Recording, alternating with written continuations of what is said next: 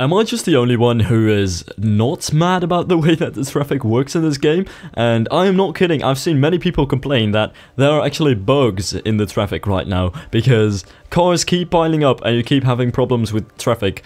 Well, I think that's actually a good thing, isn't it? Well, about the game, I mean, it's not a good thing if your traffic is doing that stuff, but I am really happy actually about the traffic engine, and it is very challenging to actually get your traffic to not screw up and be congested all over the place, and it is definitely very rewarding if you actually do get your traffic to work. So I am actually very happy about the way that engine works.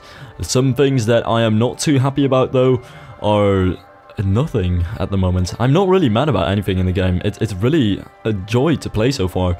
But yeah, in this episode I decided that keeping in mind that traffic in this game is a complete bummer and will always screw you over in many ways. This is going to be the one episode in which I am going to completely redo my industrial areas, and I was kind of experimenting with one-way roads, thank you very much, because as you may know, traffic lights in this game are and you want to avoid them if you can. And one way to avoid those things is one-lane roads. They are the future, and that means no traffic lights, no stopping cars, even if the intersection is not that busy. And at this point I was still trying to kind of fix that ring over there, but I was like, no, that doesn't work either. Let's just remove the entire area because this is not working for me. So I did just that, and now the entire industrial area is gone, and it will be completely redone in a minute. And this little thingy over here was also not too practical,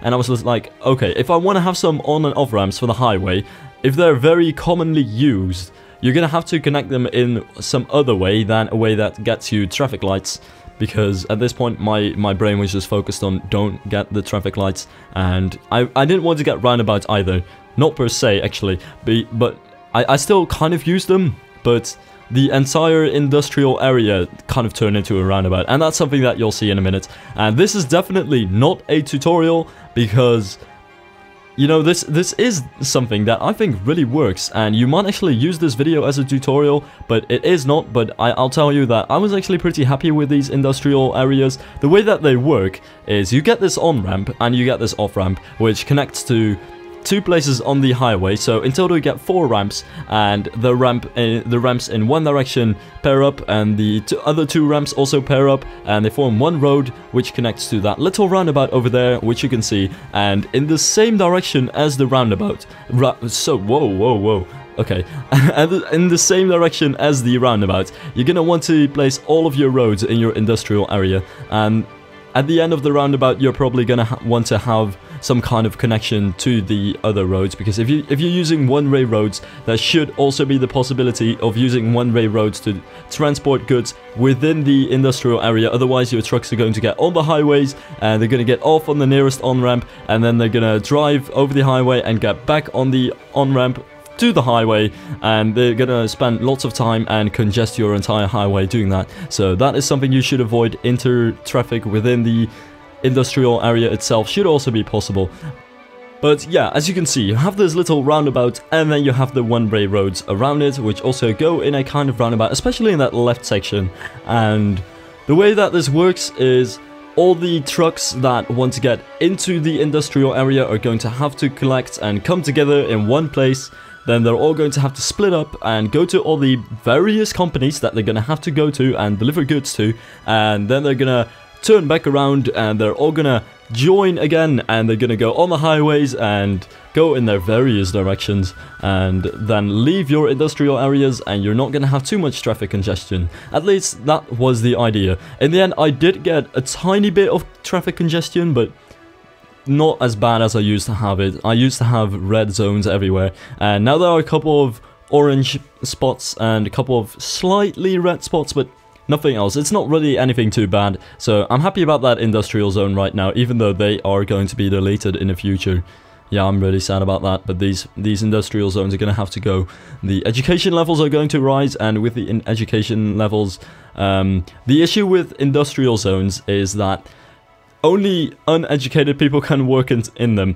And if you're gonna have loads of industrial zones, even if you already have high schools and a university and of course elementary schools everywhere, then you're gonna have highly educated people working on lowly educated jobs, and perhaps you're even going to have a shortage of jobs, and either the industrial areas are going to have problems actually sustaining their companies, or you're gonna have overworked workers, and that is definitely not what you'd want to have. So avoid that if you can, and remove those industrial zones if you can, and don't be like a stupid person who doesn't, because I can speak from experience that that is going to cost you. So yeah, at this point I was like, I say that way too often. Damn, I need to stop saying that. Okay, so there, you're going to see that I am actually going to do some work on the transportation stuff, because bus lines is something that I did not have too many of yet, and stupidly, surprisingly, my goal for setting up bus lines was not to get a splendid public transport system, but rather to get those 1,000 passengers what was it, a year? Or a week, I think it was a week, and actually get the transport tower, because that is a beautiful, sexy skyscraper, definitely something I want to add to my collection that is my downtown. And you know, if I could actually nitpick about this game, even though, you know, it is nitpicking after all, it's that there is a lack of actually really tall skyscrapers. I think the tallest skyscrapers in this game are about 30 stories high, and I'm not really a huge fan of that. When as soon as you get a really big city filled with skyscrapers, they're all going to be the same skyscrapers, and they're all going to have the same height.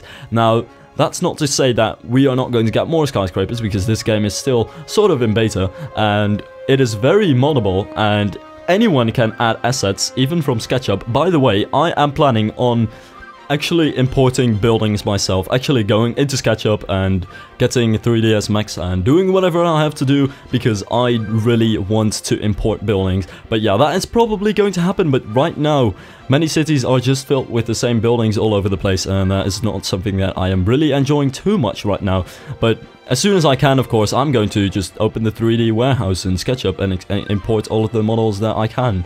Even if they have terrible poly counts, I don't care.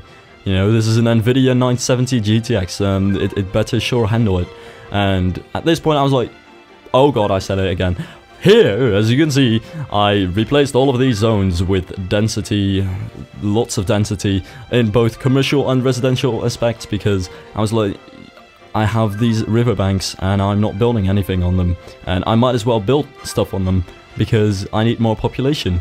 And I still have that ridiculous demand for industry, so I'm also placing all of that industry, and especially the forest industry, which I am pretty sure is less dense in a sense that it doesn't have as many workers per square meter, I suppose, than the normal industry or the farming industry, which is already less efficient than the normal industry, it seems. So I don't know if that was really the best idea, if I really wanted to have more workers working in the industrial zones, but I decided to do it anyway because those things look good. Yeah, probably more often than I should, I like to use good looking things more than practical things. Now, something that I do like though, which is both good looking and practical I suppose, is that I saw that this roundabout had some huge problems trying to sort out what kind of traffic was trying to go through it. So added that small little ramp over there, which means that all of the traffic from the left can just use the ramp and not have to go through any more traffic intersections to go back on the highway, and that also meant that the roundabout wasn't quite as crowded anymore. And in the end, I didn't really have any problems with the traffic over here in this area, so I'm really happy about that too. And at this point I was like, oh my god, I said it again. I had all of these huge flats near the riverbank, and it doesn't really look like the best thing ever. For one, because it's kind of communist architecture, and that's not really the best thing in my opinion. But it also looks very weird if you have one big wall of flats next to your river, and behind that are just small crappy houses. So yeah, I really had to remove those buildings because they were kind of out of place over there, and that's the issue with that. But here is going to be a moment of glory, because as it turns out, I get 1,000 passengers a week on the public transport, and that is exactly what I needed. And I got the transport tower, and life was amazing, I can tell you. So I had to find a spot for the transfer tower in the middle of the downtown though, and yeah, there were many buildings over there, and there weren't really roads where I could actually place it. I was trying to move around everywhere, but I also didn't want to remove really nice looking buildings, and in the end I just decided to go for destroy everything and get a new road pattern, which probably wasn't the best idea in the end because it destroyed half of the downtown, but I could place the transfer tower, so that worked. And I had this weird kind of grid over here which I didn't want, but you can use pedestrian paths and connect them to a road to get rid of all those squares next to a road. And even though that seems like counterproductive at first, it does mean that if you have another road which is very close to that road and they're kind of blocking their grids and making sure that no grid is actually allowed to have any high rise, then you can just use a path on one of them and get more grid space and actually be able to place high rise. So that's what I did in that case, and as you can see, the downtown is slowly developing into a nicer and more beautiful downtown. But yeah, that's it for this episode, so thank you for watching, and I'll see you on the next episode.